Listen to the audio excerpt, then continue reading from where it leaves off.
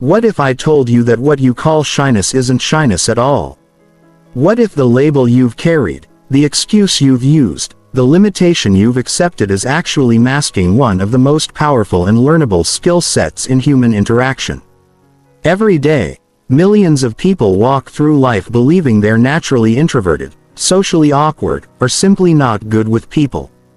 They watch others effortlessly navigate conversations, build rapport, and command respect, thinking these individuals were born with some magical social gene. But here's the truth that will change everything. Those people aren't naturally gifted. They've simply developed emotional intelligence and social skills that you can master, too. The difference between someone who struggles socially and someone who thrives isn't personality, genetics, or luck. It's knowledge. It's the understanding of human psychology, the ability to read emotional cues, and the strategic application of influence principles. What most people call social skills are actually emotional intelligence in action. And emotional intelligence is not a fixed trait. It's a learnable system. This audiobook will shatter the myths you've believed about yourself and give you the frameworks used by psychologists, negotiators, and influence masters to read people like open books and respond with precision. You're about to discover that social interaction isn't mysterious or random. It follows patterns, operates on principles, and can be mastered through deliberate practice. By the time you finish this audiobook, you'll understand why you've struggled socially, how to read the hidden emotional landscape of any interaction, and most importantly, how to position yourself as someone others naturally want to connect with. Respect and follow. This isn't about becoming fake or manipulative. This is about becoming authentically powerful in your social interactions. Chapter 1. The Shyness Myth. Why you've been misdiagnosed. Let's start by destroying the biggest lie you've been told about yourself.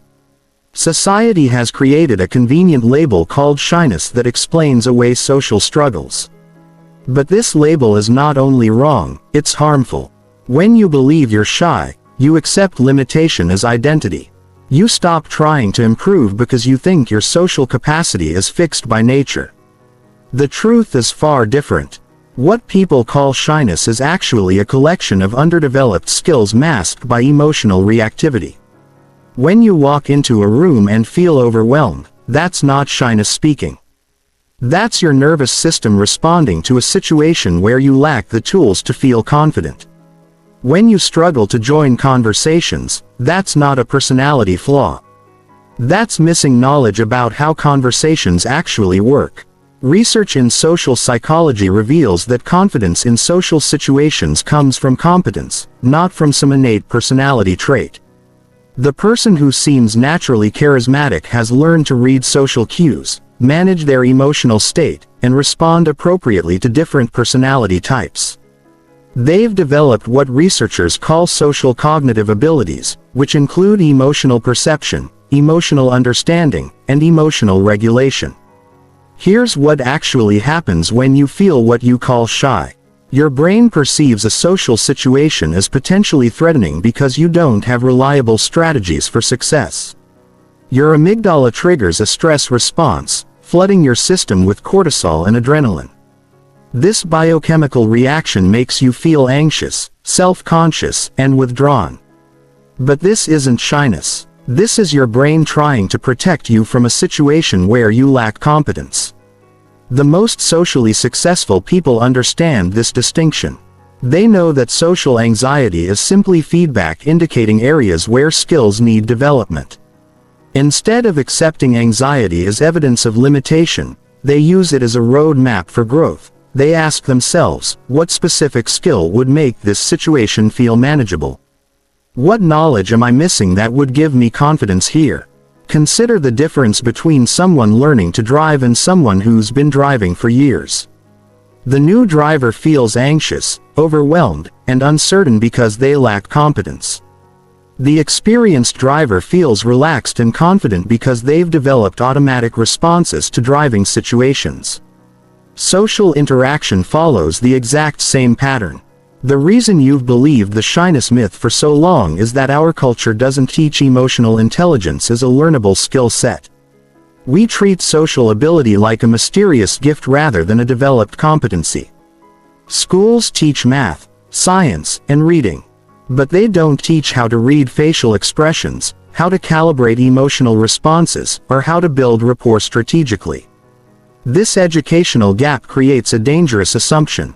People believe that if they haven't naturally developed social skills by adulthood, they never will. They resign themselves to being the quiet one, the observer. The person who watches life happen rather than actively engaging with it. But this resignation is based on false information. The most important realization you can have is this: every social skill can be learned. Reading body language is learnable. Managing emotional states is learnable. Building rapport is learnable. Influencing others ethically is learnable. Commanding respect is learnable. These aren't personality traits. They're competencies. When you shift from identifying as shy to identifying as someone developing social competencies, everything changes. You stop making excuses and start making progress. You stop avoiding social situations and start using them as practice opportunities. You stop accepting social limitation as permanent and start viewing it as temporary. The people you admire socially weren't born different from you. They simply learned different skills. And if they can learn them, so can you. Chapter 2. Decoding the Emotional Landscape. Reading what others won't say. Human communication operates on multiple levels simultaneously, and most people only perceive the surface level. They hear words and miss the emotions behind them. They see actions but ignore the motivations driving those actions. This limited perception keeps them reactive and confused in social situations. Emotional intelligence begins with learning to read the hidden emotional landscape that exists beneath every interaction. This landscape includes micro-expressions, vocal tonality, body language, energy levels, and unstated needs. When you develop the ability to perceive these elements accurately, you gain access to information that others miss completely. The foundation of emotional reading is understanding that humans are constantly broadcasting their internal states. But most of this communication happens below conscious awareness. A person might say they're fine while their compressed lips and tense shoulders communicate frustration. Someone might agree with you verbally while their body language signals resistance. Facial expressions provide the richest source of emotional information. Paul Ekman's research identified 7 universal facial expressions that appear across all cultures. Happiness, sadness, anger, fear, disgust, surprise, and contempt. But these basic expressions only represent gross emotional states. The subtle variations within each expression reveal much more detailed information. Real happiness, for example, engages both the mouth and the eyes, creating what researchers call a Duchenne smile. Fake happiness only engages the mouth muscles, leaving the eyes unchanged. When you learn to distinguish between genuine and performed emotions, you can respond appropriately instead of being misled by social facades. Anger has multiple variations that require different responses. Explosive anger indicates loss of emotional control and suggests you should de-escalate or disengage. Cold anger indicates calculated displeasure and requires direct address of the underlying issue. Frustrated anger indicates blocked goals and creates opportunities for problem-solving collaboration. Fear manifests differently depending on its source. Social fear appears as eye contact avoidance, defensive body positioning, and verbal hesitation. Performance fear shows up as nervous gestures, rapid speech, and perfectionist language. Understanding the type of fear someone experiences allows you to provide appropriate support or adjustment.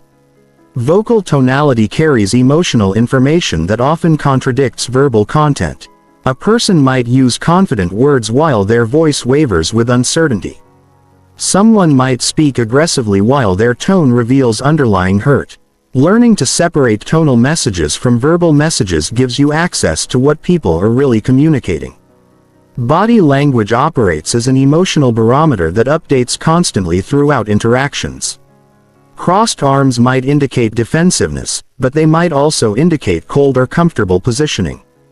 The key is reading clusters of signals rather than isolated gestures. Defensiveness combines crossed arms with backward lean, minimal eye contact, and closed facial expressions. Energy levels provide crucial information about engagement and receptivity. High energy indicates openness to new information and willingness to engage actively. Low energy might signal fatigue, disinterest, or emotional overwhelm. Matching your communication style to someone's energy level dramatically improves connection and influence. Unstated needs drive most human behavior, but people rarely express these needs directly. The need for respect might manifest as argumentative behavior. The need for security might appear as excessive questioning. The need for recognition might show up as attention-seeking actions. When you identify and address unstated needs, you solve problems that others don't even recognize exist. The most sophisticated emotional readers learn to calibrate for individual differences. Some people naturally express emotions more intensely than others. Some cultures encourage emotional restraint while others promote emotional expressiveness. What matters isn't the absolute level of emotional expression, but the relative changes within each person's typical range.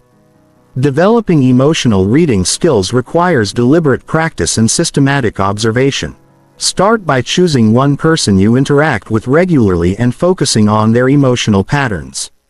Notice how their facial expressions change when they discuss different topics. Observe their body language shifts during various types of conversations. Track their energy fluctuations throughout different times of day. The goal isn't to become a mind reader or to manipulate others through emotional insight. The goal is to develop genuine understanding that allows you to respond more effectively and compassionately to the people around you. When you understand what others are experiencing emotionally, you can provide the type of interaction they need most. Chapter 3. The Architecture of Influence. How strategic minds shape social dynamics. Most people approach social interactions hoping for positive outcomes but lacking any systematic method for achieving them. They rely on luck, personality, or charm without understanding the underlying principles that actually create influence and connection. This random approach produces random results and leaves them feeling frustrated and ineffective. Strategic social thinking operates differently.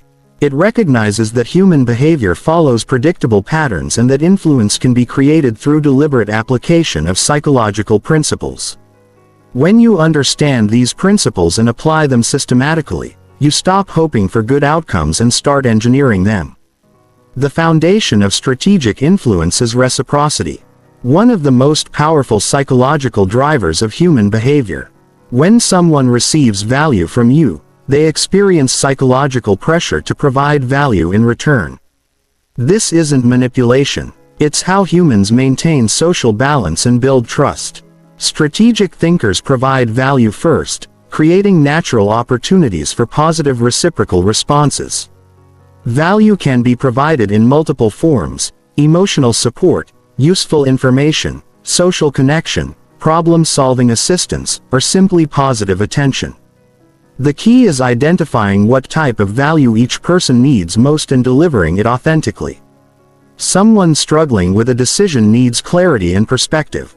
Someone feeling overwhelmed needs calm reassurance. Someone seeking recognition needs acknowledgement and appreciation. Social proof operates as another fundamental influence principle. People look to others, especially similar others, to determine appropriate behavior and attitudes. When you can demonstrate that respected individuals support your position or that similar people have made the choice you're advocating, you dramatically increase persuasive power. Strategic thinkers build social proof systematically. They collect testimonials, share success stories, and reference credible authorities who support their perspectives. They also position themselves within groups and communities that enhance their own credibility through association. Commitment and consistency drive behavior because humans have a deep psychological need to appear consistent with their previous decisions and stated beliefs.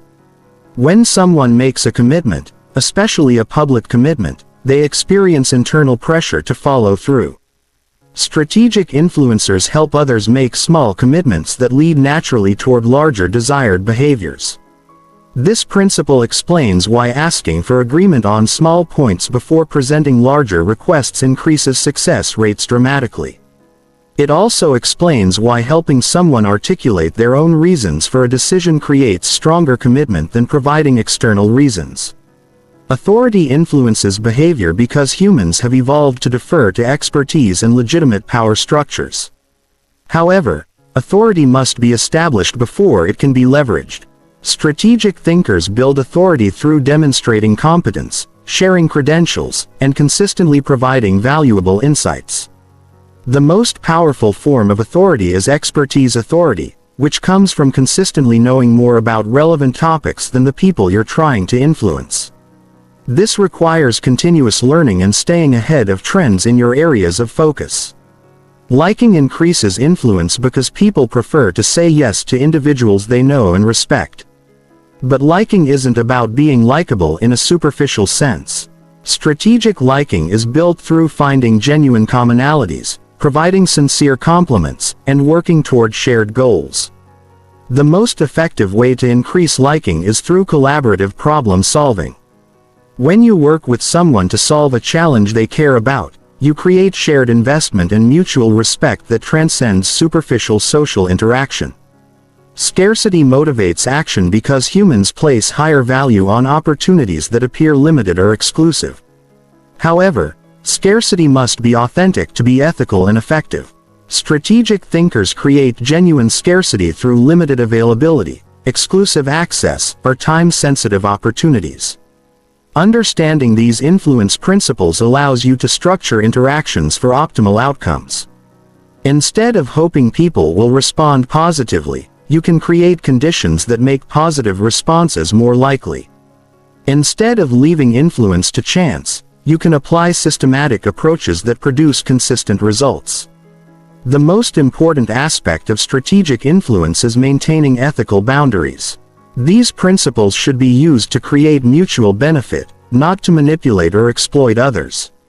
The goal is to facilitate positive outcomes that serve everyone involved, not to gain advantage at others' expense. When you approach influence strategically, you become someone others naturally want to connect with and support. You provide value consistently, build genuine relationships, and create win-win outcomes that strengthen your social position over time. Chapter 4. Emotional Regulation Mastery. Controlling your internal state for external success. Your emotional state determines your social effectiveness more than any other factor. When you're calm, confident, and centered, you make better decisions, communicate more clearly, and influence others more effectively when you're anxious, reactive, or emotionally overwhelmed. Even the best social strategies fail to produce desired outcomes. Most people treat emotions as things that happen to them rather than states they can actively manage. They feel anxious and assume they must remain anxious until the feeling passes naturally. They experience anger and believe they have no choice but to express it immediately. This passive approach to emotional management severely limits social effectiveness and personal power. Emotional regulation is the ability to recognize emotional states as they arise. Understand what triggered them and consciously choose how to respond rather than reacting automatically. This skill transforms you from someone who is controlled by emotions into someone who uses emotions strategically. The first level of emotional regulation is emotional awareness. Most people experience emotions without clearly identifying them. They feel bad but don't distinguish between disappointment, frustration, sadness, or anger. Each of these emotions provides different information and requires different responses. So, accurate identification is crucial. Developing emotional awareness requires creating space between emotional triggers and emotional reactions. When you notice an emotional shift beginning, pause and ask yourself, what exactly am I feeling right now? What specific event or thought triggered this emotion? What is this emotion telling me about my needs or values? The second level is understanding emotional triggers. Certain situations, people or topics predictably generate strong emotional responses. Some people trigger your insecurities through comparison. Some situations activate your perfectionism through performance pressure. Some topics engage your values so strongly that you become defensive or argumentative. Mapping your emotional triggers allows you to prepare for challenging situations in advance. When you know that criticism typically makes you defensive, you can practice receiving feedback calmly. When you know that conflict makes you anxious, you can develop specific strategies for staying centered during disagreements. The third level is emotional reframing, which involves consciously changing how you interpret emotional triggers. Instead of viewing criticism as an attack on your competence, you can reframe it as information for improvement. Instead of seeing conflict as threat, you can view it as an opportunity for deeper understanding. Reframing doesn't mean denying or suppressing emotions. It means choosing interpretations that serve your goals better than automatic interpretations. When someone challenges your idea, you can interpret this as disrespect and become defensive. Or you can interpret it as engagement and respond with curiosity. The fourth level is physiological regulation. Emotions create physical changes in your body: increased heart rate, muscle tension, shallow breathing, and stress hormone release.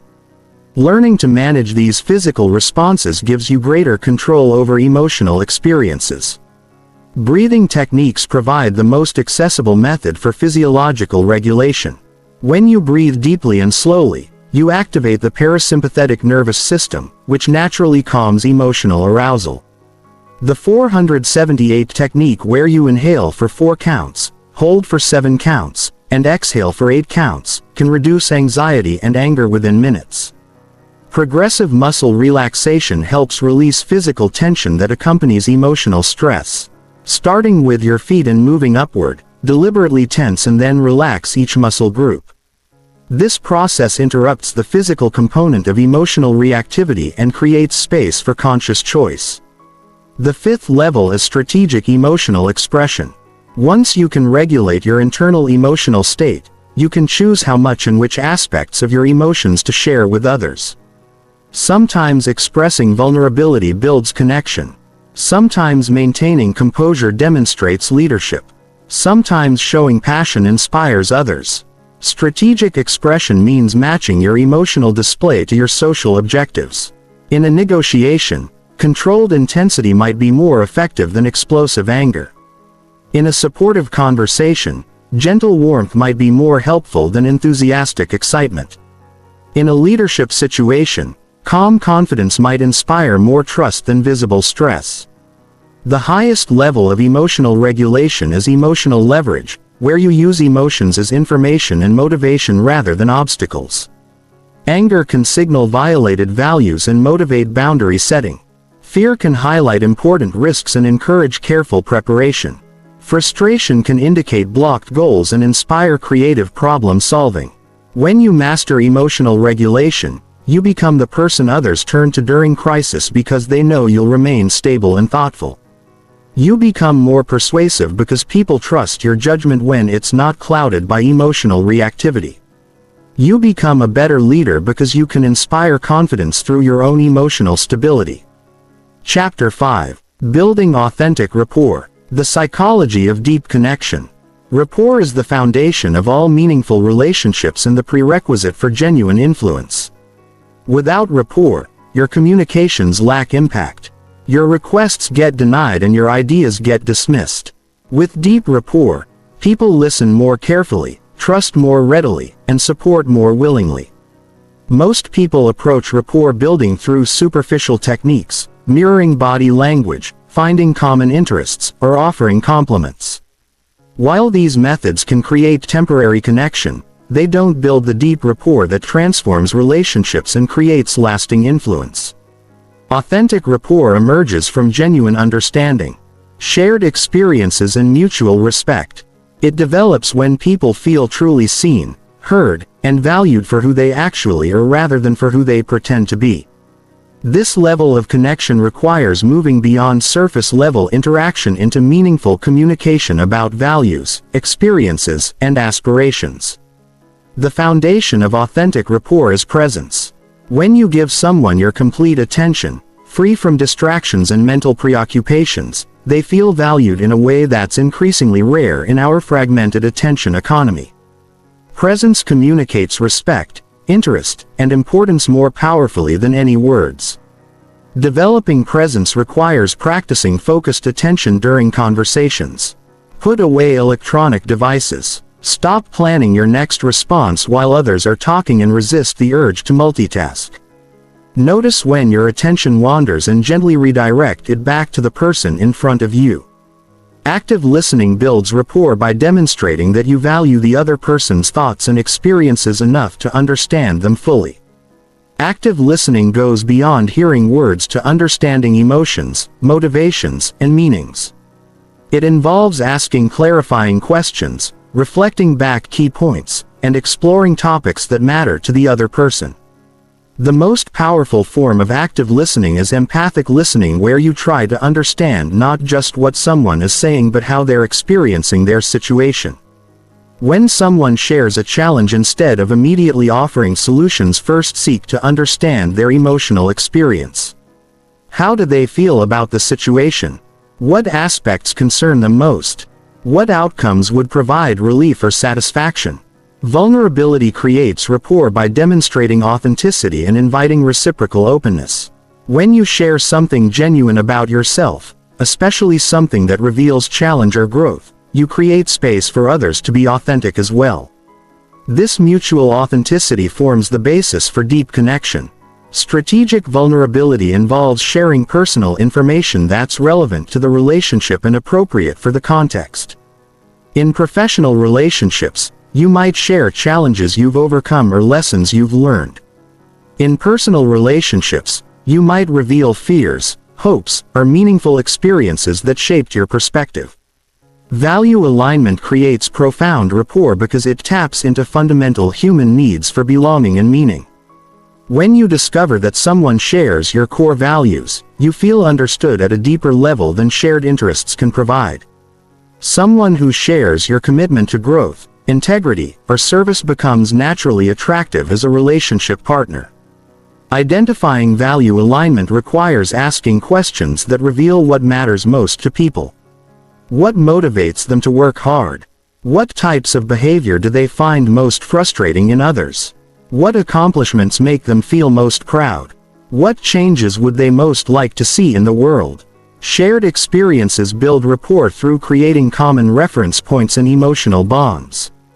When you go through something challenging or meaningful with another person, you develop connection that extends beyond the immediate situation.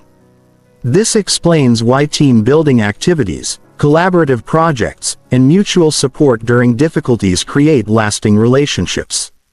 Creating shared experiences requires finding opportunities to work together, solve problems together, or pursue common goals together. Even simple activities like learning something new together, or helping each other with projects can build significant rapport over time. The highest level of rapport building is helping others become their best selves. When you consistently encourage someone's growth, celebrate their successes, and support them through challenges, you become associated with their positive self-development. This creates loyalty and connection that extends far beyond immediate circumstances. Supporting others' development requires understanding their goals, recognizing their progress, and providing resources or encouragement that help them advance. Sometimes this means offering advice or connections. Sometimes it means providing encouragement during difficult periods. Sometimes it means simply believing in their potential when they struggle to believe in themselves. Authentic rapport cannot be faked or forced, but it can be cultivated through genuine interest in others. Consistent, supportive behavior and willingness to be authentic yourself. When you approach relationship building with sincere desire to understand and support others, rapport develops naturally as a byproduct of genuine care and respect. Chapter 6. Social Hierarchy Navigation. Reading and Influencing Power Dynamics. Every social situation contains invisible power structures that determine who gets heard, who gets respected, and who gets their way. Most people remain unconscious of these hierarchies, stumbling through interactions without understanding why some of their ideas get embraced while others get ignored. They focus on what they're saying while missing the crucial dynamics of who they're saying it to and how social positioning affects reception. Understanding social hierarchy isn't about manipulation or exploitation. It's about recognizing reality and operating effectively within it. When you can accurately assess power dynamics, you can position yourself strategically, communicate more effectively, and achieve better outcomes for everyone involved. Social hierarchies exist in every group, from families to corporations to casual friend gatherings. These hierarchies aren't always obvious or officially designated. The person with the most formal authority might not be the most influential. The quietest person might hold the most respect. The newest member might have the most expertise in crucial areas. Identifying true influence requires observing behavioral patterns rather than relying on titles or assumptions. Watch who speaks first in group discussions and who others wait to hear from before forming their own opinions. Notice who gets interrupted and who never gets interrupted. Observe who makes decisions that others follow without question and who suggests ideas that get immediately implemented. Body language reveals hierarchical positioning more accurately than verbal communication. High-status individuals typically display more relaxed postures, take up more space, and make direct eye contact while speaking. They gesture with open palms and maintain calm, controlled movements. Low-status individuals often display more closed postures, minimize their physical presence, and avoid sustained eye contact. However, status displays can be contextual and situational. Someone might display high status in professional settings, but defer completely in family situations. The same person might command respect when discussing their area of expertise, but become subordinate when topics shift to unfamiliar territory. Vocal patterns provide another clear indicator of hierarchical positioning. Higher status individuals typically speak with lower pitch, slower pace, and longer pauses between thoughts. They use declarative statements more often than questions and rarely uptalk or seek verbal approval. Lower status individuals often speak faster, use higher pitch, and frequently seek validation through questions or qualifying statements. The most sophisticated aspect of hierarchy navigation is understanding that status can be fluid and situational. Rather than accepting fixed positions, strategic thinkers learn to raise their status appropriately for different contexts. In meetings where their expertise is relevant, they speak with authority and confidence. In situations where they lack knowledge, they ask intelligent questions that demonstrate engagement without pretending competence they don't possess. Raising your status requires demonstrating value consistently over time. You can't simply decide to be higher status and expect others to recognize it immediately. Status elevation comes through proving competence, providing unique insights, solving problems others can't solve, and consistently delivering on commitments. The most effective approach to status building is becoming genuinely valuable to the group or organization. When you consistently contribute ideas that work, solve problems that matter, and help others succeed, your status rises naturally. People begin to defer to your judgment because experience has taught them that your judgment is usually sound. Another crucial aspect of hierarchy navigation is understanding alliance structures within groups. Most groups contain subgroups and informal coalitions that support different agendas and perspectives. Identifying these alliances helps you understand why certain ideas get supported or opposed regardless of their merit. Building strategic alliances requires providing value to influential people and earning their trust over time. This doesn't mean becoming political or manipulative. It means being genuinely helpful, reliable, and supportive of shared goals. When influential people trust you and know you're competent, they naturally include you in important decisions and defend your interests. The concept of social capital explains why some people can make requests that get immediately approved while others struggle to get basic cooperation. Social capital represents the accumulated goodwill, trust, and positive reputation you've built through previous interactions. Every time you help someone, deliver on a promise, or solve a problem, you make deposits into your social capital account. Managing social capital requires balancing withdrawals and deposits. Each time you ask for a favor, challenge someone's idea, or require others to accommodate your needs, you make a withdrawal. If you make too many withdrawals without sufficient deposits, clear-throat people become less responsive to your requests. The highest level of hierarchy navigation involves elevating others strategically. When you help people succeed, solve their problems, and make them look good, they become invested in your success. This approach builds genuine loyalty and creates mutually beneficial relationships that strengthen over time. Understanding hierarchy also means recognizing when hierarchical resistance will occur and planning accordingly. If your proposal threatens someone's status or power, they will likely oppose it regardless of its merit. In these situations, you need strategies that allow people to save face while supporting necessary changes. The goal of hierarchy navigation isn't to dominate others or climb over them for personal gain. It's to understand social reality clearly enough to operate effectively within it. When you can read power dynamics accurately and position yourself appropriately, you become someone others naturally turn to for leadership, advice, and collaboration. Chapter 7. Conversational Mastery. The Strategic Art of Verbal Influence. Conversation is the primary vehicle for social connection, influence, and relationship building. Yet most people approach it without any systematic understanding of how it actually works. They hope for good conversations rather than engineering them. They react to conversational dynamics instead of strategically guiding them.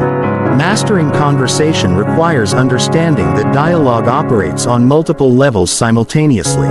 There's the content level, which involves the actual information being exchanged. There's the emotional level, which involves the feelings being generated and shared. There's the relationship level, which involves how the interaction affects the connection between participants.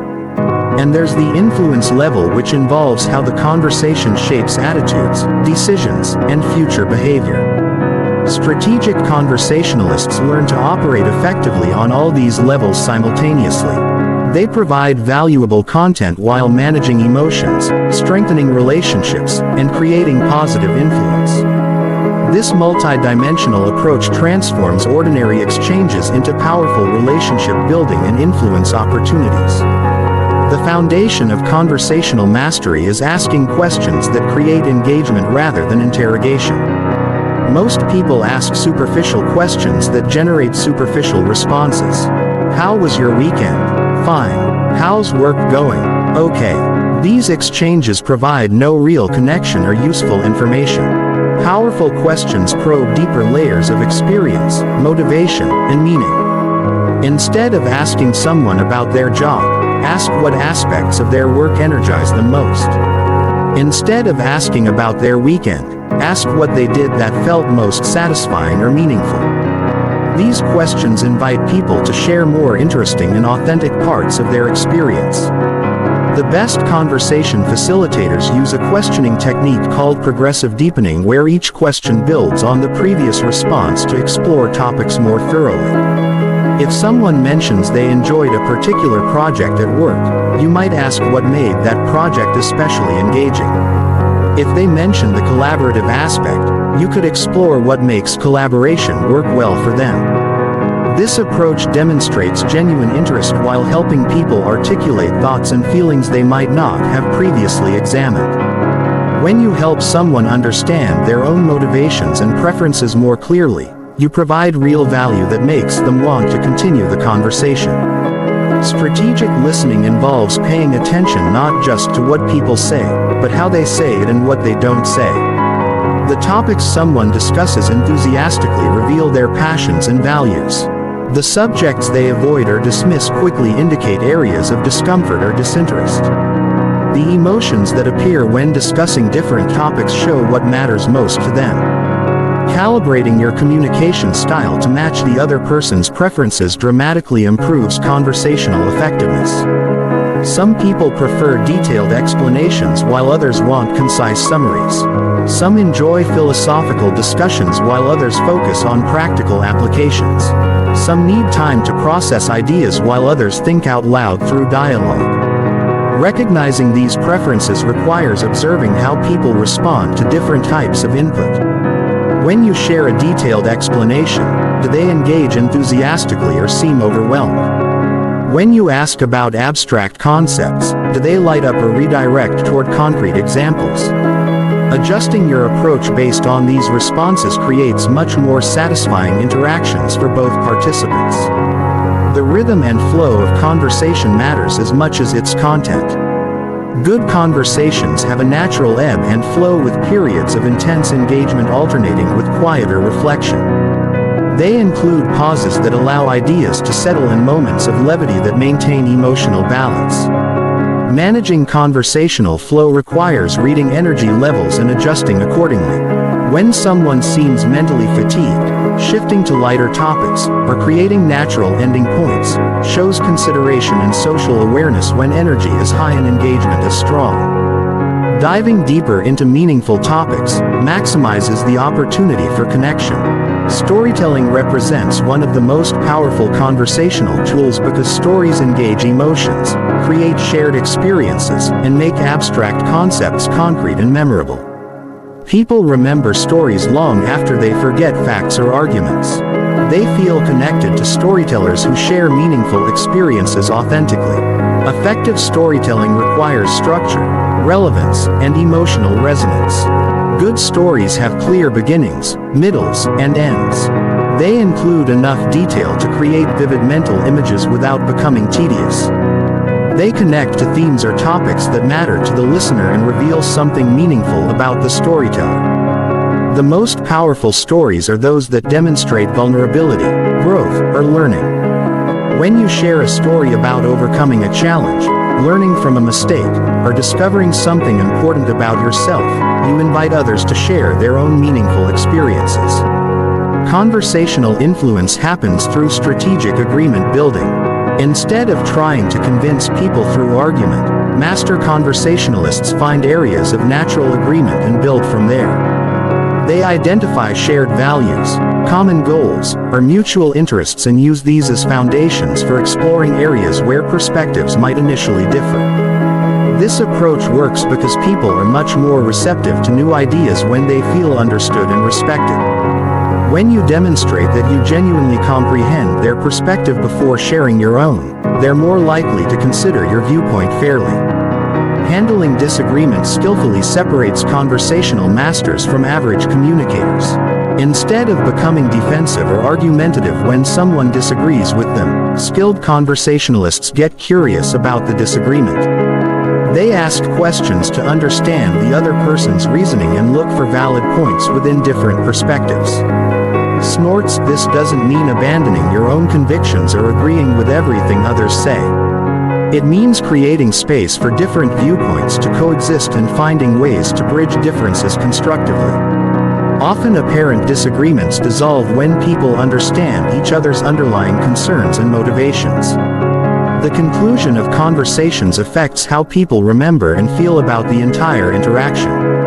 Ending conversations positively requires acknowledging what you appreciated about the exchange, summarizing key insights or agreements, and creating clear next steps if appropriate. Master conversationalists also know how to end conversations gracefully when they've run their natural course. They don't let good conversations drag on until they become awkward or forced. They recognize when meaningful exchange has occurred and create elegant transitions to closure. Chapter 8. Conflict Resolution and Difficult Conversations. Transforming tension into trust. Most people approach conflict with dread, anxiety, and the hope that problems will resolve themselves without direct confrontation. This avoidance strategy occasionally works for minor issues, but it consistently fails for important relationships and significant problems. Unrest conflicts don't disappear. They grow, spread, and eventually explode in ways that damage relationships and outcomes far more than early intervention would have. The fear of conflict stems from misunderstanding what healthy conflict actually involves. Most people equate conflict with fighting, aggression, and emotional damage. They've witnessed or experienced destructive conflicts and concluded that all disagreement is dangerous. But productive conflict is entirely different from destructive fighting. Productive conflict focuses on solving problems and improving relationships. It addresses specific behaviors and situations rather than attacking personality or character. It seeks understanding and resolution rather than victory and domination. When handled skillfully, conflict actually strengthens relationships by clearing the air, establishing better boundaries, and creating deeper mutual understanding. The foundation of effective conflict resolution is separating the person from the problem. When someone's behavior creates difficulties, the issue is the behavior, not their fundamental worth as a human being. This distinction allows you to address problems directly while maintaining respect and care for the individual involved. Framing conflicts as shared problems to solve together rather than battles to win changes the entire dynamic. Instead of positioning yourself against the other person, you position both of you against the problem. This collaborative approach encourages creative problem solving and reduces defensive reactions. Timing dramatically affects conflict resolution outcomes. Attempting to resolve conflicts when people are emotionally activated, stressed, or distracted rarely produces good results. The best time for difficult conversations is when all parties are calm, focused, and have adequate time to work through issues thoroughly. Creating the right environment for difficult conversations requires choosing appropriate settings and eliminating distractions. Private spaces reduce the risk of embarrassment and allow for more honest communication. Comfortable seating arrangements that don't create power imbalances help people feel more relaxed and open. The opening of difficult conversations sets the tone for everything that follows. Starting with acknowledgement of the relationship's value and expressing genuine intention to solve problems together creates a collaborative foundation. Avoiding blame, accusations, or inflammatory language prevents immediate defensive reactions. Effective conflict resolution requires understanding the difference between positions and interests. Positions are what people say they want. Interests are why they want it. Two people might take opposing positions about a specific solution while sharing underlying interests in fairness, respect, or effectiveness. Focusing on interests rather than positions opens up creative solutions that satisfy everyone's core needs. When you understand why someone wants something, you can often find alternative ways to meet their needs while also addressing your own concerns. Active listening becomes crucial during conflicts because people need to feel heard and understood before they can consider changing their positions. This doesn't mean agreeing with everything someone says, but it means demonstrating that you comprehend their perspective and acknowledge their concerns as legitimate. Reflecting back what you hear serves multiple purposes. It shows that you're paying attention, gives the other person a chance to correct any misunderstandings, and often helps them clarify their own thoughts and feelings. Sometimes people discover that their initial position isn't actually what they most care about. Emotional regulation during conflict requires recognizing that strong emotions are normal and useful but need to be managed appropriately. Anger often signals violated boundaries or values. Fear might indicate concerns about security or fairness. Sadness could reflect disappointment about unmet expectations. Acknowledging emotions without being controlled by them allows you to use emotional information constructively. When someone is angry, you might say, "I can see this situation is really frustrating for you. Can you help me understand what's most important to you here?" This validates their emotional experience while redirecting toward problem solving. The art of apology represents one of the most powerful conflict resolution tools when used appropriately. Genuine apologies. Acknowledge specific harm caused. Take responsibility without making excuses. Express authentic remorse, and include commitment to different behavior in the future. However, apologies must be earned and genuine to be effective. Apologizing for things you didn't do or aren't responsible for weakens your credibility and enables inappropriate behavior from others. The goal is taking appropriate responsibility for your actual contributions to problems. Finding common ground during conflicts requires looking beyond surface disagreements to shared values, goals, or concerns. Even in heated disagreements, people often care about similar things: fairness, respect, effectiveness, or security. Identifying these shared concerns creates a foundation for collaborative problem solving. Generating solutions requires moving beyond either or thinking toward creative alternatives that address everyone's core needs. Brainstorming multiple options before evaluating any of them prevents premature commitment to suboptimal solutions. The best resolutions often combine elements from different approaches. Implementation agreements must be specific, measurable, and include accountability mechanisms. Vague agreements like "we'll communicate better" rarely produce lasting change. Specific commitments like "we'll have a weekly check-in meeting every Friday at 3 p.m. to discuss project status and address any concerns." Create clear expectations and follow-through structures. The follow-up phase of conflict resolution often determines whether agreements actually produce lasting change. Scheduling specific times to evaluate progress, adjust agreements if necessary, and address new issues prevents problems from recurring or escalating. Mastering difficult conversations requires recognizing that temporary discomfort during honest dialogue prevents much greater pain from unresolved problems. When you develop skill and confidence in addressing conflicts directly and compassionately, you become someone others trust to handle challenging situations constructively. Chapter 9: Social Positioning and Reputation Management. Creating your strategic social identity. Your reputation precedes you into every social and professional interaction, influencing how others perceive your ideas, trust your judgment, and respond to your requests. Most people leave reputation to chance, hoping that good intentions and decent work will create positive perceptions over time. This passive approach often fails because reputation isn't just about what you do. It's about how what you do gets perceived, interpreted, and communicated by others. Strategic reputation management involves deliberately shaping how others think about your character, competence, and value. This doesn't mean creating a false image or manipulating others' perceptions dishonestly. It means ensuring that your genuine strengths, values, and contributions get recognized and remembered accurately. The foundation of strong reputation is consistent behavior that demonstrates your core values in action. When your actions consistently align with your stated principles, people learn to predict and trust your responses to different situations. This reliability becomes the basis for confidence in your character and judgment.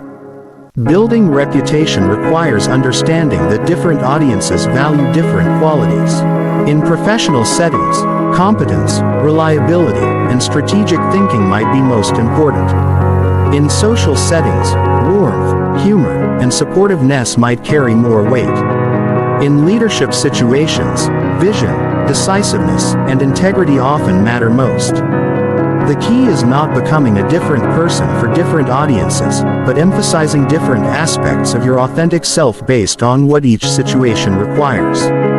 Your core character remains consistent while your presentation adapts to context and audience needs. Visibility plays a crucial role in reputation building because people can't appreciate qualities they never witness. Even exceptional work has limited reputational impact if it happens behind closed doors. Strategic positioning requires finding appropriate ways to showcase your contributions, insights, and value. This doesn't mean bragging or self-promotion in obvious ways that create negative reactions. It means ensuring that your best work gets seen by the right people at the right times. Speaking up in meetings when you have valuable insights, volunteering for visible projects, and sharing successes appropriately all contribute to positive positioning. Association management affects reputation because people judge you partly based on who you choose to spend time with and align yourself with. Being consistently associated with respected, successful, and principled people enhances your own reputation.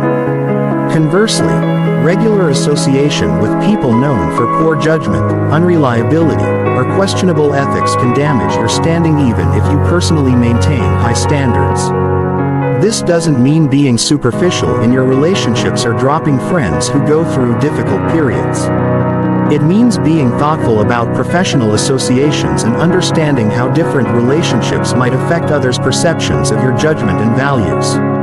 Expertise development creates reputation advantages because people naturally defer to those who demonstrably know more about relevant topics. Becoming genuinely expert in areas that matter to your personal or professional goals establishes you as a valuable resource and trusted authority. Building expertise requires continuous learning. Staying current with trends and developments and finding ways to share your knowledge appropriately. Writing articles, giving presentations, participating in expert panels, or simply being the person who others turn to for insights in specific areas all contribute to expertise-based reputation. Communication style significantly impacts how others perceive your intelligence, competence, and leadership potential. Clear, confident communication enhances reputation while unclear, hesitant or aggressive communication undermines it. The way you express ideas matters as much as the quality of the ideas themselves. Developing authoritative communication requires eliminating hedging language that undermines confidence in your statements.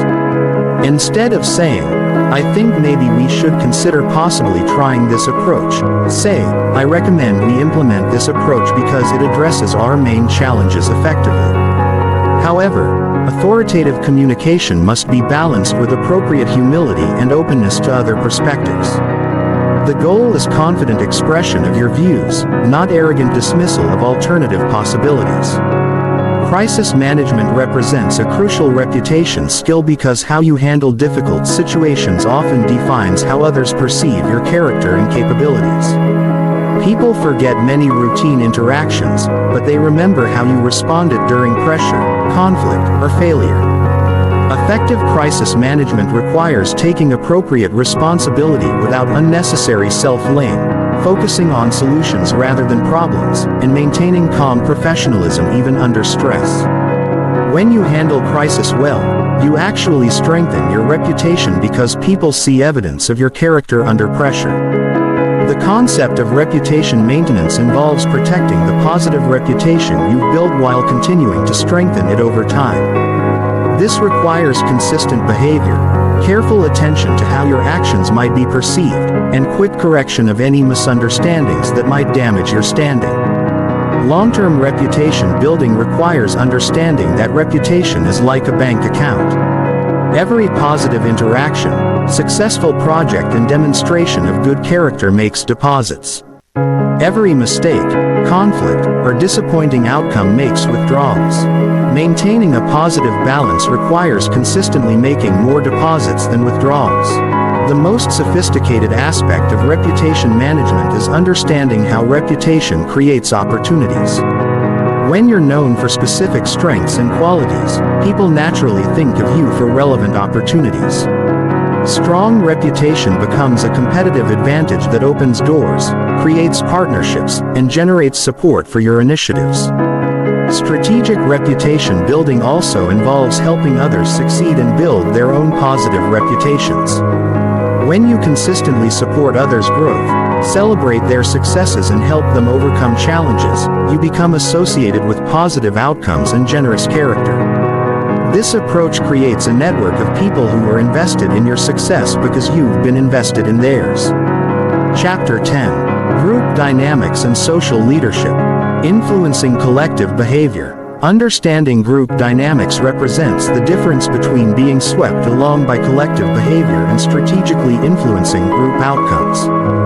Groups operate according to psychological principles that differ significantly from individual psychology. People behave differently in groups than they do alone, and these differences create both opportunities and challenges for those who understand how to navigate them effectively. Every group develops its own culture, implicit rules, and behavioral norms, often without conscious recognition from group members. These cultural elements powerfully shape individual behavior within the group. People who would never interrupt in one-on-one conversations might regularly interrupt in groups where that behavior has become normalized. Individuals who are naturally collaborative might become competitive in groups that reward individual achievement over collective success.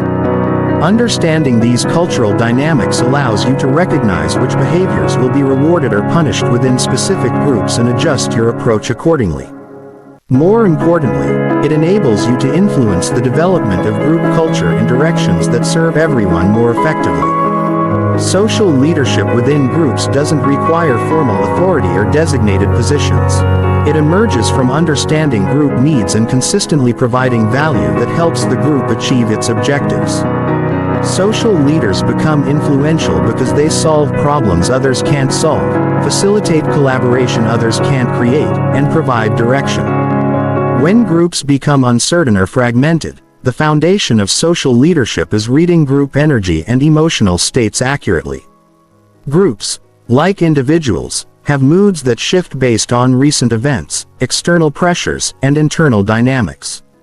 Sometimes groups feel energized and optimistic, ready to tackle ambitious challenges. Other times they feel frustrated, discouraged, or fragmented. Effective social leaders learn to calibrate their approach to match group emotional states. When a group feels overwhelmed, providing clarity and breaking complex challenges into manageable steps helps restore confidence when a group lacks energy. Identifying quick wins or celebrating recent successes can restore momentum. Group communication patterns reveal power structures, influence relationships and decision-making processes. Observing who speaks first, who gets interrupted, whose ideas get developed, and whose suggestions get ignored, provides valuable information about group hierarchies and dynamics. Strategic communicators position themselves effectively within these patterns. They speak at moments when their contributions will have maximum impact. They build on ideas that have already gained group acceptance. They support worthwhile suggestions from others to build alliance relationships. The concept of social proof operates powerfully within groups because people look to others, especially similar others, to determine appropriate behavior and attitudes. When respected group members support an idea or approach, others become much more likely to support it as well. This principle explains why gaining support from influential group members early is so important for any initiative. Building coalitions requires identifying natural allies who share your goals or values and working with them to create broader support. Coalition building isn't about manipulation. It's about finding genuine alignment and working together toward shared objectives. Group decision-making processes vary significantly, and understanding the specific process used by each group determines how to influence outcomes effectively. Some groups make decisions through formal voting, others through consensus building, and still others through deference to authority figures. In voting-based systems, building majority support requires understanding what motivates different members and addressing their concerns effectively. In consensus-based systems, finding solutions that address everyone's core needs becomes crucial. In authority-based systems, influencing the decision-maker directly might be more effective than trying to sway the entire group. Conflict dynamics within groups require different approaches than individual conflicts. Group conflicts often involve multiple parties with different perspectives. Alliance structures that complicate simple resolution, and audience effects that make face-saving more important. Effective group conflict resolution requires understanding all parties' positions. Identifying common ground that can serve as a foundation for agreement, and creating solutions that allow everyone to maintain dignity while achieving core objectives. The role of group facilitator represents one of the most powerful forms of social leadership because facilitators shape how groups process information, make decisions, and interact with each other. Good facilitation helps groups achieve better outcomes while creating positive experiences for all participants. Facilitation skills include managing speaking opportunities fairly, keeping discussions focused on relevant topics, summarizing key points to ensure understanding, and helping groups reach closure on decisions. These skills make you valuable to any group and naturally position you for leadership roles. Innovation and change within groups requires understanding resistance patterns and change dynamics. Groups tend to resist changes that threaten established relationships, disrupt comfortable routines, or create uncertainty about outcomes. Overcoming this resistance requires demonstrating clear benefits, addressing legitimate concerns, and implementing changes gradually when possible. The most effective change agents within groups start by building credibility through consistent value provision. Identify early adopters who are naturally open to new approaches and create small successes that demonstrate the value of proposed changes. Group motivation requires understanding what drives collective energy and commitment. Groups become motivated when they have clear shared goals, believe their efforts will make a difference, and feel supported in their work. Creating these conditions becomes a primary responsibility of social leaders. Recognition and celebration play crucial roles in maintaining group motivation. Acknowledging individual contributions publicly, celebrating group achievements, and connecting current efforts to larger purposes help sustain energy and commitment over time. The highest level of group leadership involves developing other leaders within the group rather than centralizing all influence in yourself. Empowering others to take initiative, make decisions, and contribute their unique strengths creates stronger, more resilient groups that don't depend entirely on any single individual. This distributed leadership approach requires confidence in your own value and genuine commitment to group success over personal recognition. When you consistently help others succeed and develop their capabilities, you become associated with group effectiveness and naturally maintain influential positioning. Mastering group dynamics transforms you from someone who hopes groups will function well into someone who actively shapes group culture, facilitates effective collaboration, and influences collective outcomes. These skills become increasingly valuable as your personal and professional responsibilities grow. Chapter 11. Advanced Persuasion Psychology. The Science of Ethical Influence. Most people approach persuasion through trial and error, using techniques they've observed others use without understanding the psychological principles that make certain approaches effective. This random approach produces inconsistent results and often creates resistance rather than genuine agreement. Master persuaders operate differently. They understand the deep psychological mechanisms that drive human decision-making and apply these principles systematically to create authentic influence. The foundation of advanced persuasion is understanding that people don't make decisions rationally, even when they believe they do. Neuroscience research reveals that emotions drive decisions while logic provides post hoc justification for choices already made at the subconscious level. This means effective persuasion must engage emotions first, then provide logical support for emotionally driven conclusions.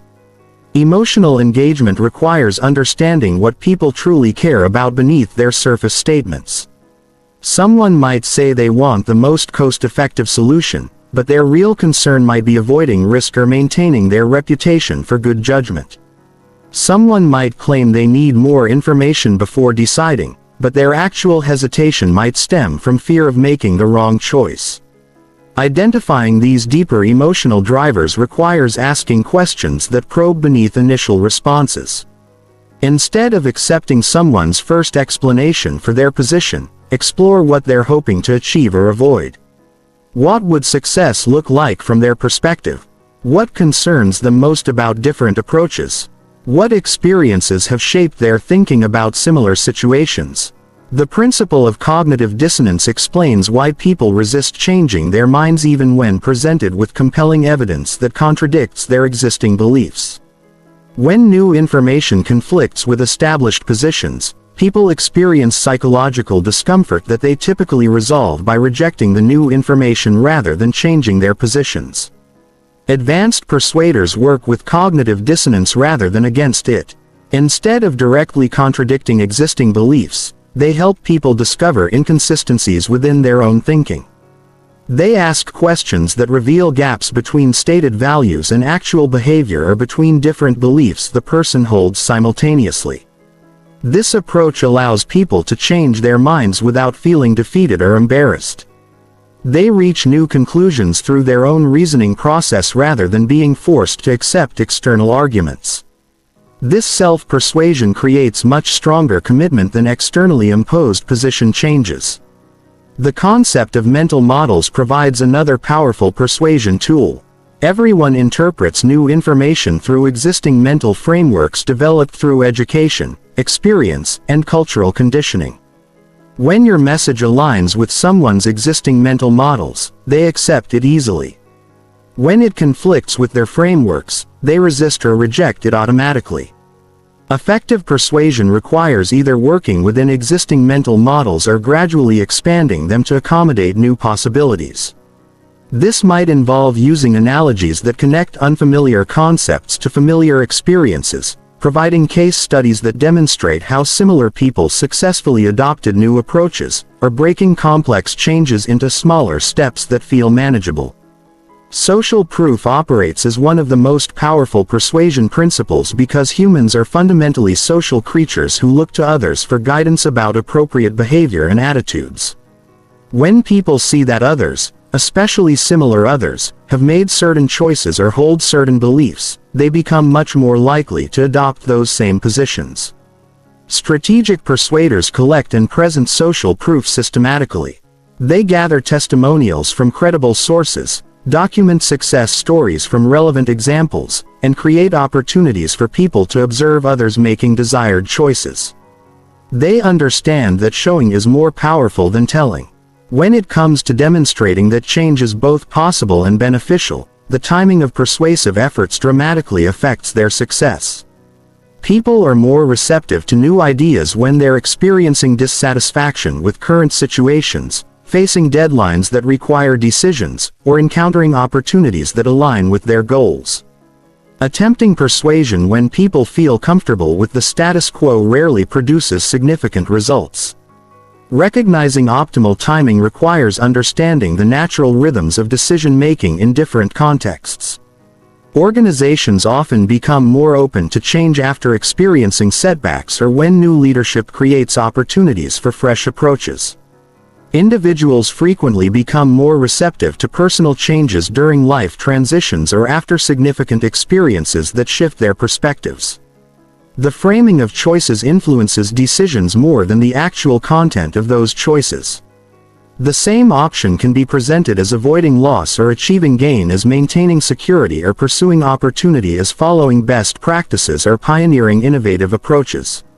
Each frame appeals to different psychological motivations and produces different responses. Master persuaders test different frames to discover which approaches resonate most effectively with specific audiences. They understand that logical content matters less than psychological positioning when it comes to influencing decisions and behavior. The contrast principle affects how people evaluate options by making certain choices seem more attractive through comparison with less desirable alternatives.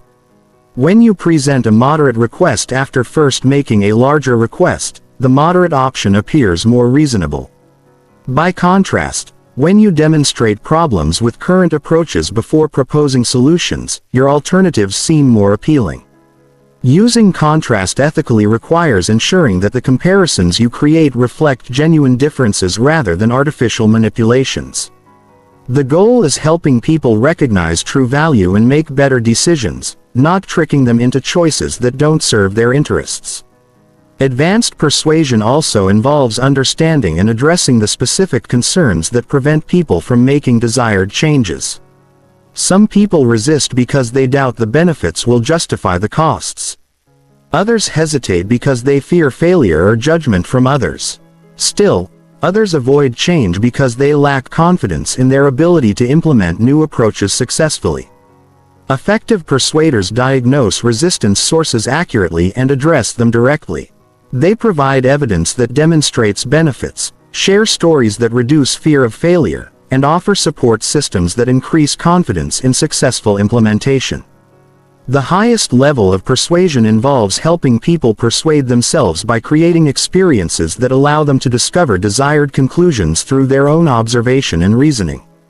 This might involve arranging meetings with satisfied customers, providing trial periods for new approaches, or creating opportunities for people to test ideas on a small scale before making larger commitments.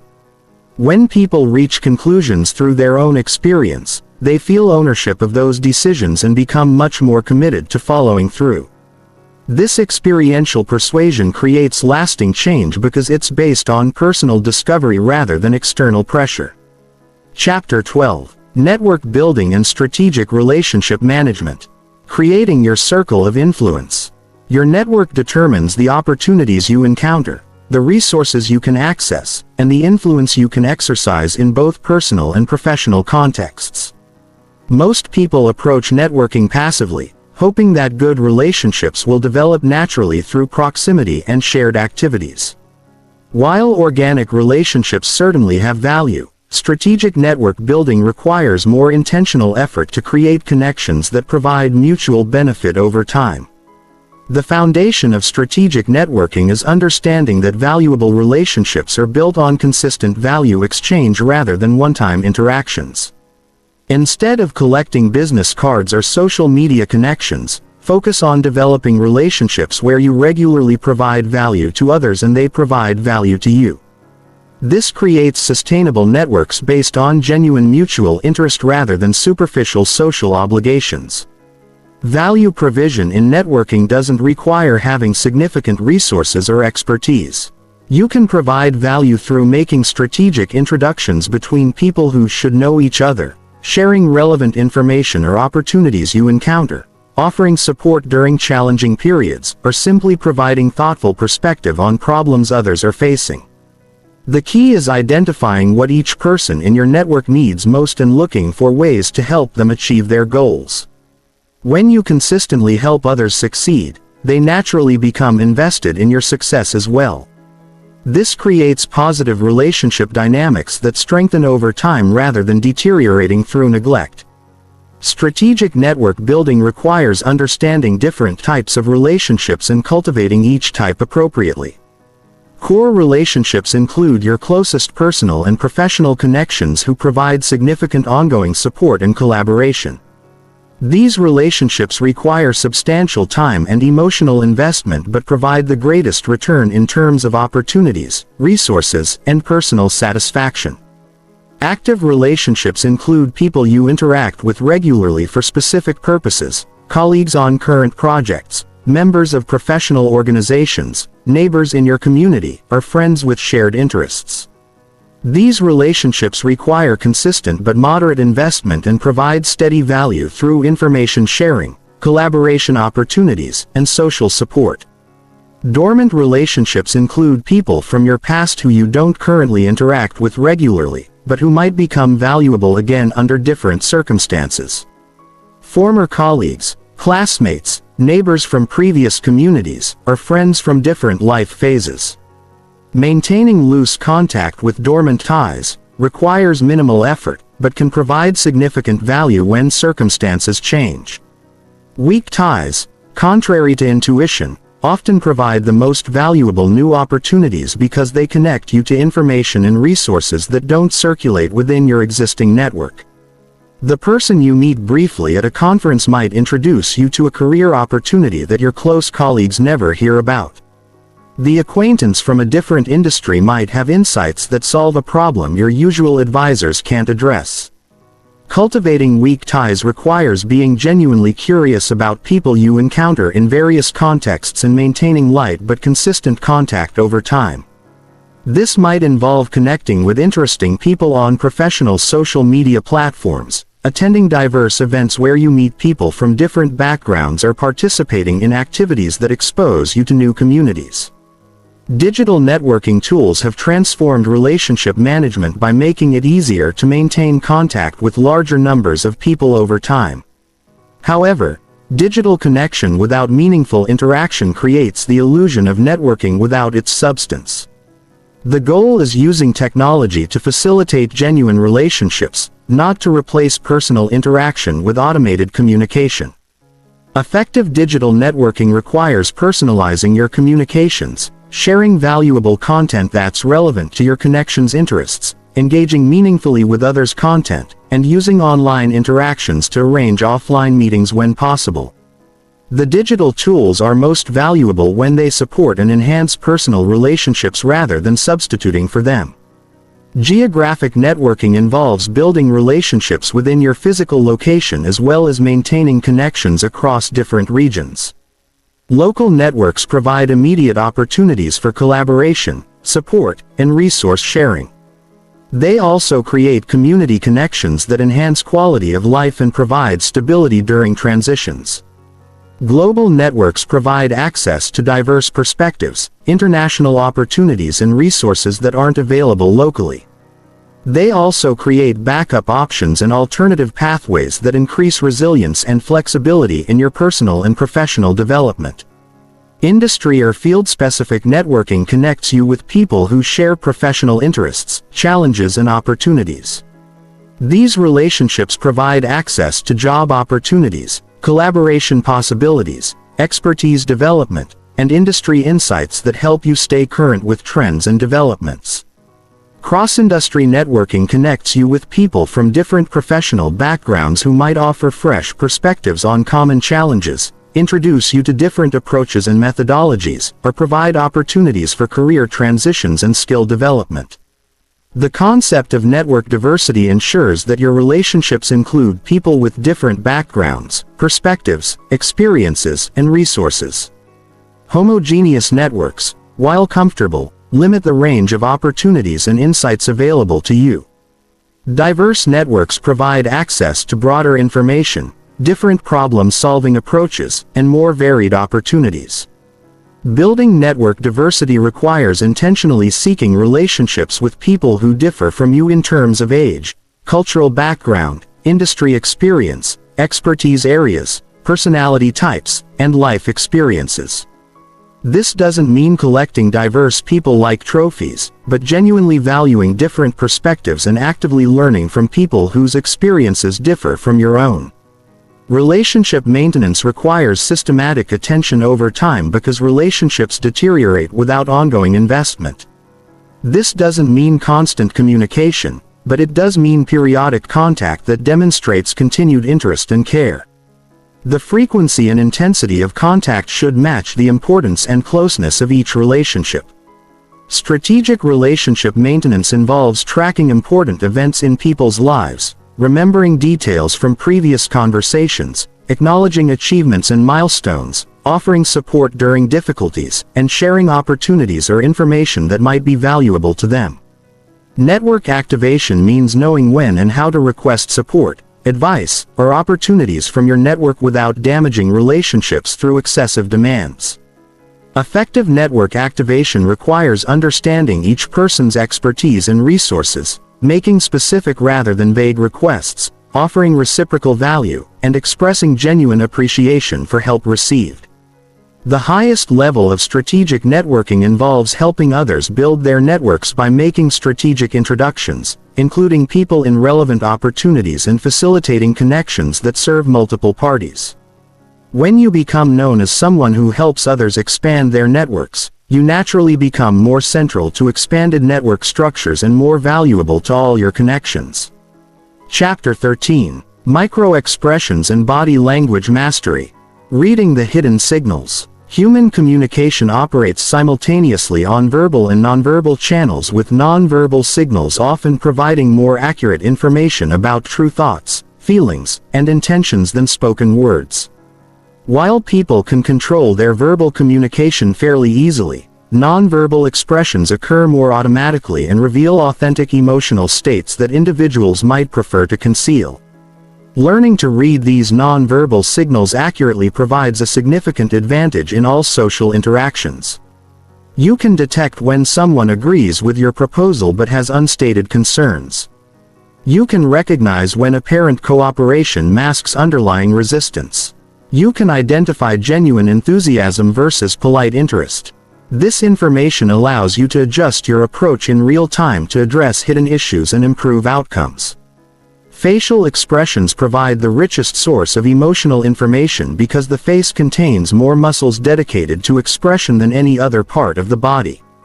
These muscles respond automatically to emotional states, often revealing feelings within fractions of a second before conscious control can override them. The 7 universal facial expressions identified by Paul Ekman appear across all cultures. Happiness, sadness, anger, fear, disgust, surprise, and contempt. However, These basic expressions represent only gross emotional categories. The subtle variations within each expression provide much more detailed information about specific emotional states and their intensity. Genuine happiness engages both the mouth and the eye muscles, creating what researchers call a Duchenne smile. The corners of the mouth turn upward while the muscles around the eyes contract, creating slight wrinkling at the corners. Fake or social smiles only engage the mouth muscles, leaving the eye area unchanged. Learning to distinguish genuine from performed happiness helps you identify authentic positive responses versus social politeness. Anger manifests in multiple forms that require different responses. Flash anger appears as brief muscle tension in the jaw, tightening around the eyes, or momentary lip compression. This indicates momentary irritation that might be easily addressed through acknowledgement or adjustment. Sustained anger shows in prolonged muscle tension, particularly in the jaw and around the eyes, often accompanied by slightly narrowed eyes and compressed lips. Cold anger, the most dangerous form, appears as controlled facial tension with deliberate eye contact and minimal expression. This indicates calculated displeasure that won't be easily resolved through simple adjustments. Recognizing these different forms of anger allows you to respond appropriately rather than treating all anger the same way. Fear expressions vary depending on the threat source. Social fear appears as reduced eye contact, slightly raised eyebrows, and tension around the mouth. Performance fear shows in wide eyes, raised eyebrows, and sometimes slight mouth opening. Physical fear displays more dramatic expressions with wide eyes, raised eyebrows, and often an open mouth. Understanding the type of fear someone experiences allows you to provide appropriate reassurance. Modify the situation to reduce threat or adjust your approach to avoid triggering additional anxiety. Disgust often appears as a wrinkled nose, raised upper lip, or lowered eyebrows. However, disgust doesn't always relate to physical substances. People display disgust micro-expressions when encountering ideas, proposals, or behaviors they find morally or intellectually repugnant. Recognizing disgust signals allows you to address underlying objections that might not be stated verbally. Surprise appears as raised eyebrows, wide eyes, and often a dropped jaw. However, the duration and context of surprise expressions provide important additional information. Brief surprise followed by positive expressions indicates pleasant unexpected events. Surprise followed by negative expressions suggests unwelcome developments. Contempt. The only asymmetrical facial expression appears as one corner of the mouth pulling slightly upward. This expression indicates feelings of superiority or disdain and represents a particularly dangerous signal in relationships because contempt predicts relationship failure more reliably than other negative emotions. Micro-expressions are brief, involuntary facial expressions that appear for fractions of a second before conscious control suppresses them. These fleeting expressions often reveal true feelings that contradict verbal statements or deliberately displayed expressions. Learning to recognize micro-expressions requires training your visual attention and developing pattern recognition for subtle facial changes. Body language provides additional layers of emotional and psychological information through posture, gesture, and movement patterns. However, body language must be interpreted in context because individual gestures can have multiple meanings depending on circumstances, cultural background, and personal habits. Defensive body language includes crossed arms, backward lean, minimal eye contact, and closed postures. However, crossed arms might also indicate cold, comfortable positioning or simply personal habit. The key is reading clusters of defensive signals rather than interpreting individual gestures in isolation. Confident body language displays as upright posture, open gestures, direct eye contact, and relaxed movements. Confident individuals take up appropriate space, move with purpose, and maintain steady eye contact while speaking and listening.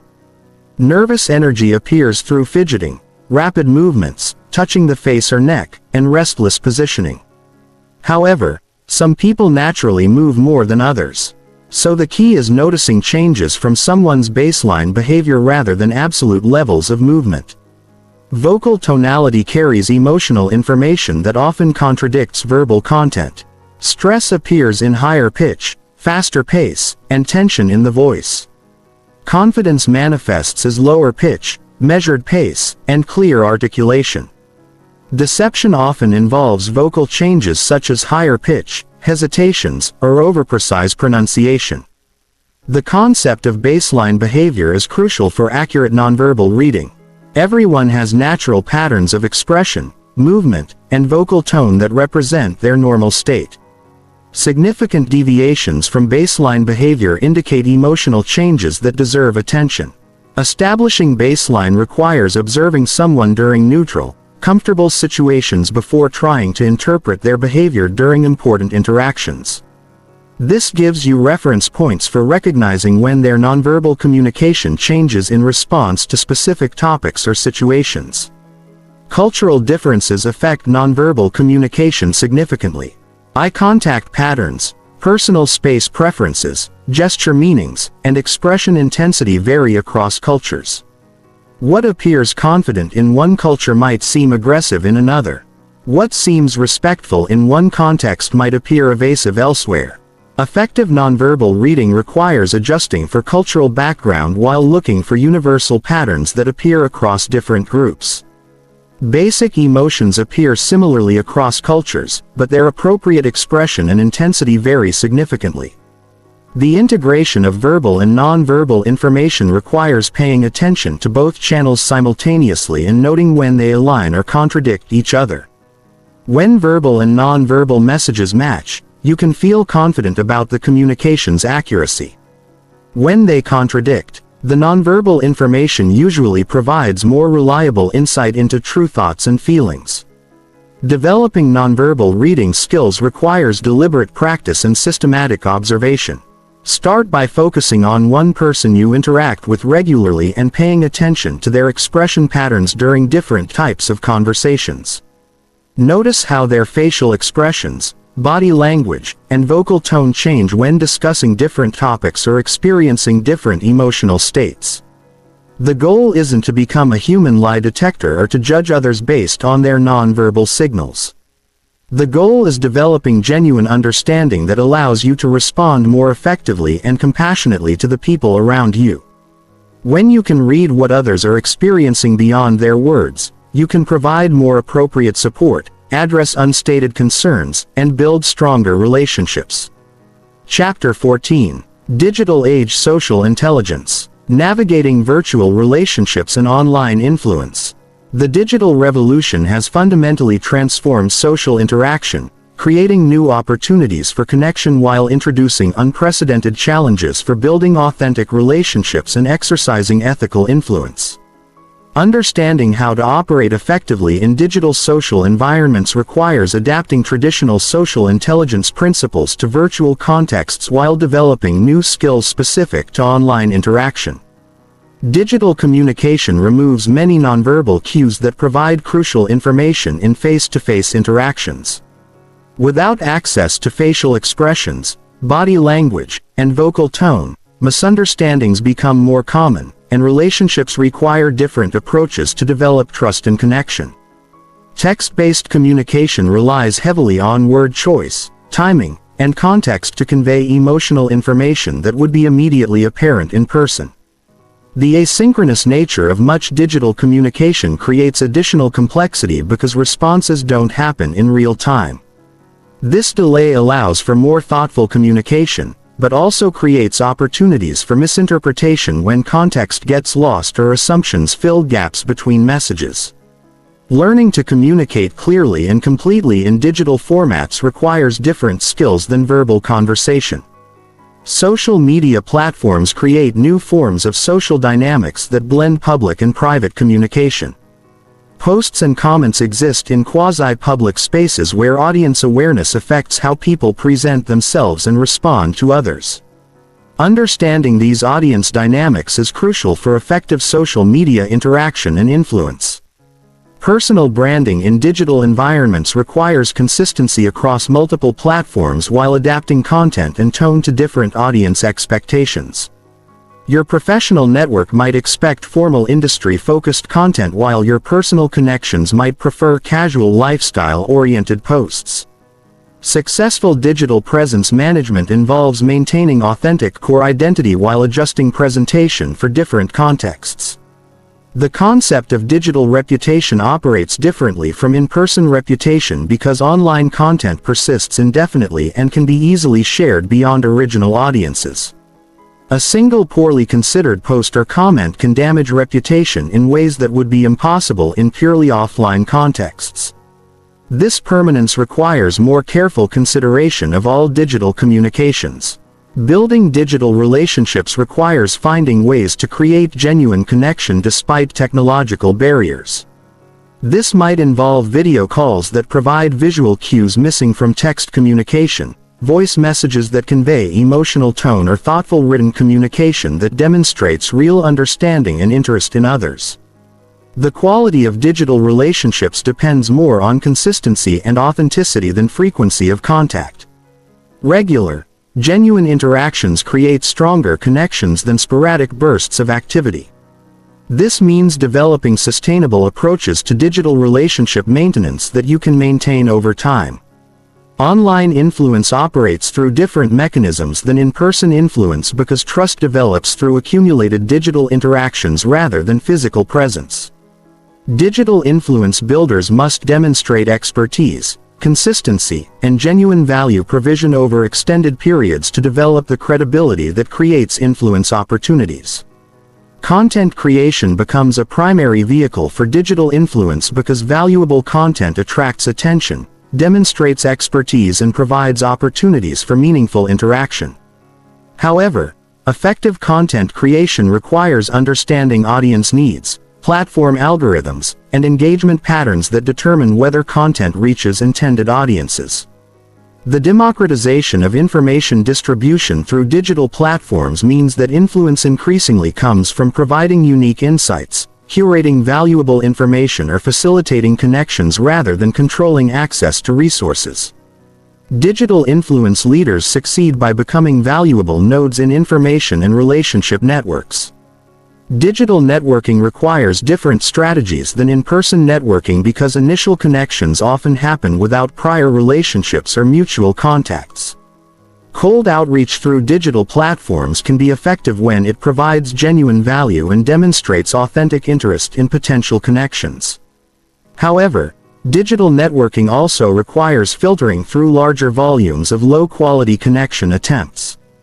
Platform-specific social norms affect how people interact on different digital services. Professional platforms like LinkedIn reward formal business-focused communication while casual platforms like Instagram favor visual lifestyle-oriented content. Understanding these cultural differences prevents social mistakes and improves engagement effectiveness. The algorithm-mediated nature of many digital platforms means that social intelligence must include understanding how technological systems filter and prioritize content. Your ability to reach and influence others depends partly on creating content that algorithmic systems recognize as valuable and engaging. Privacy considerations in digital social intelligence involve understanding how much personal information to share in different contexts and with different audiences. Oversharing can damage professional relationships while undersharing can prevent authentic personal connections. Digital privacy also involves understanding how platforms use and share personal data. Digital detox and boundary setting become necessary skills because digital communication can become overwhelming and addictive. Effective digital social intelligence includes knowing when to engage online and when to prioritize offline relationships and activities. The integration of digital and offline relationship management requires using digital tools to enhance rather than replace in-person interaction. Video calls might maintain long-distance relationships between in-person meetings. Social media might help identify common interests that lead to deeper offline conversations. Digital calendars might coordinate group activities that build community connections. Digital empathy requires recognizing that abbreviated communication formats don't provide complete pictures of others' experiences and emotional states. Developing digital empathy means giving people benefit of doubt when communications seem abrupt. Asking clarifying questions when messages seem unclear and recognizing that everyone manages digital communication differently. Cross-generational digital competence recognizes that people of different ages have different comfort levels and preferences for digital communication. Effective digital social intelligence involves adapting your communication approach to match others' digital preferences rather than assuming everyone shares your platform preferences or usage patterns. The future of digital social intelligence involves preparing for continuing technological evolution while maintaining focus on fundamental human needs for connection, understanding and mutual support. New platforms and technologies will emerge, but the underlying principles of genuine care, value provision, and authentic communication will remain crucial for building meaningful relationships. Chapter 15: Integration and Mastery. Building your emotional intelligence operating system. Developing social intelligence and emotional intelligence isn't about learning isolated techniques that you apply in specific situations. True mastery comes from integrating all these skills into a coherent personal operating system that guides how you approach every social interaction.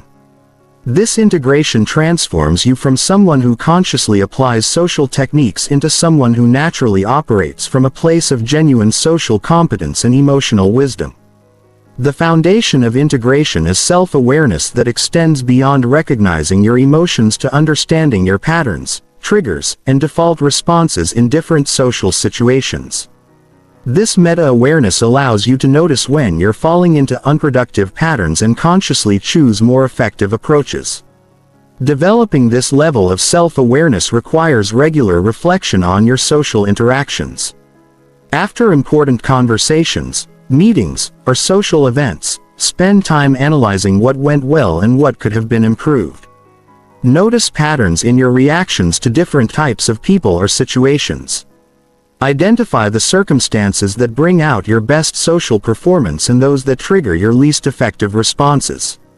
The goal isn't perfection or constant self-monitoring. It's developing enough awareness to recognize when you're operating effectively and when you need to make conscious adjustments.